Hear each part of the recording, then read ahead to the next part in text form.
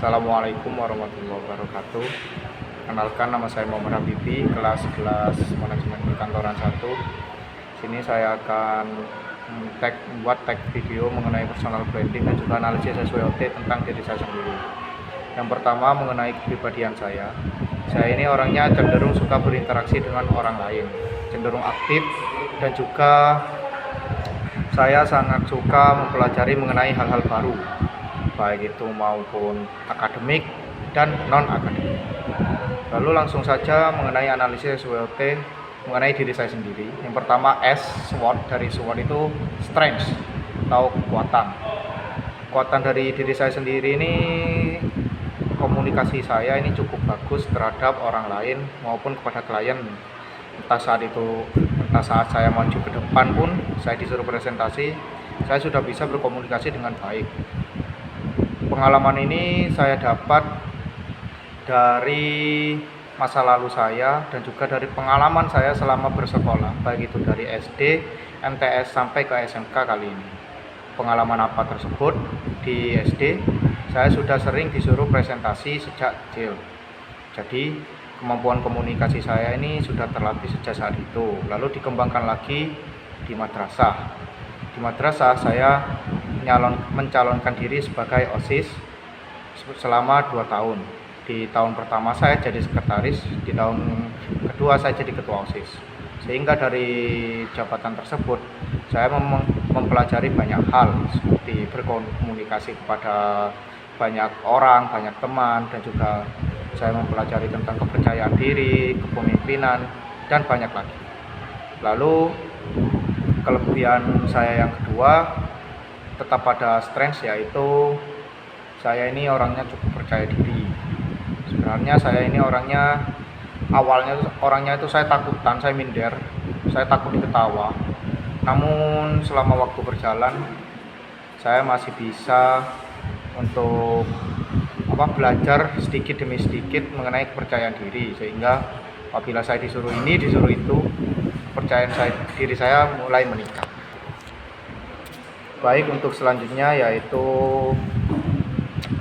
dari weakness atau kelemahan dari saya, yaitu yang saya telah sebelumnya, itu kelemahan saya ini orangnya cukup egois. Kenapa? Karena saya ini sering mengambil keputusan itu sesuai dengan kemauan saya sendiri.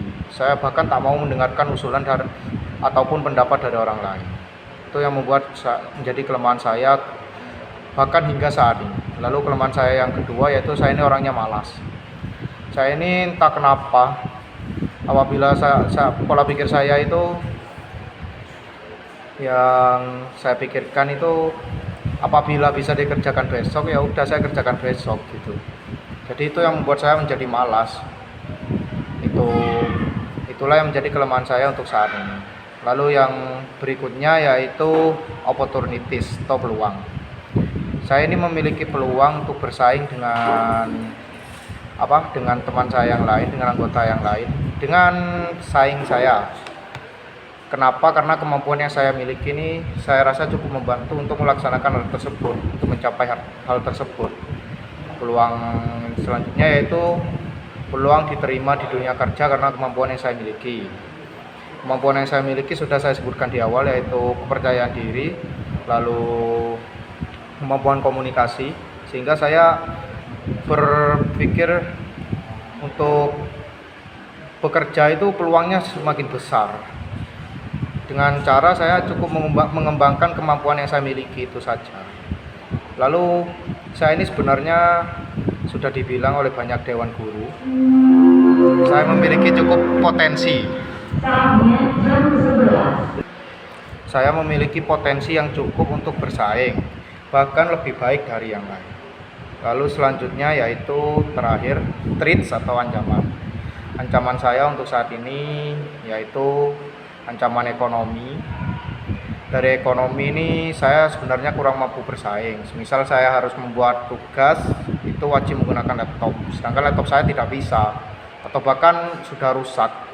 Itu yang membuat saya tertinggal dari yang lain. Dan juga dari ancaman ini saya juga ancaman dari lingkungan sekitar. Banyak pengaruh buruk dari lingkungan sekitar yang wajib saya waspadai atau saya hindari. pengaruh buruk inilah yang membuat saya ini menjadi pribadi yang longsor dari pribadi saya sebelumnya. Jadi pribadi saya menjadi lebih buruk dari sebelumnya karena pengaruh lingkungan ini. Adapun pengaruh dari lingkungan ini pengaruh yang cukup baik, namun itu sangat sedikit. Jadi saya harus selalu berhati-hati, harus waspada terhadap pengaruh lingkungan sekitar saya. Lalu selanjutnya mengenai materi utama yaitu personal branding. Cara saya meningkatkan citra saya di masa depan yaitu saya perlu membangun diri saya menjadi lebih baik. Apabila tidak bisa untuk lebih baik dari menjadi yang terbaik, saya cukup membuat diri saya yang hari ini lebih baik daripada diri saya yang kemarin. Saya perlu perkembangan setiap saat. Saya harus menghapus kelemahan saya mau tidak mau, karena itu dapat menjadi hambatan saya ke depannya nanti. Sekian personal branding, analisis dan latar belakang dari diri saya. Kurang lebihnya mohon maaf, saya akhiri. Wassalamualaikum warahmatullahi wabarakatuh.